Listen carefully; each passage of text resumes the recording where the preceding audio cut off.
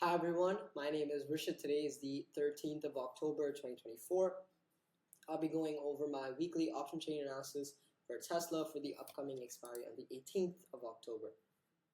Now, max Y level is lower for both CE and PE, that's negative. Quantity is higher for PE, that's negative. Change is higher for PE, that's negative. Short squeeze is higher for PE, that's negative. PCR is still below 1, that's also negative. Implied volatility is lower, historical volatility is higher, that's a positive and a negative respectively. RSI is lower, that's negative. No divergence, but that's still neutral. That's now neutral. ADX is lower, that's negative. ATR is higher, that's negative.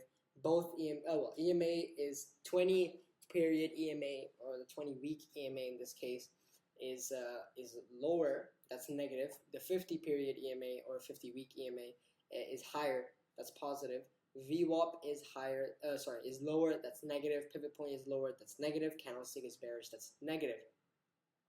The new support is 200. The previous week's support was 230.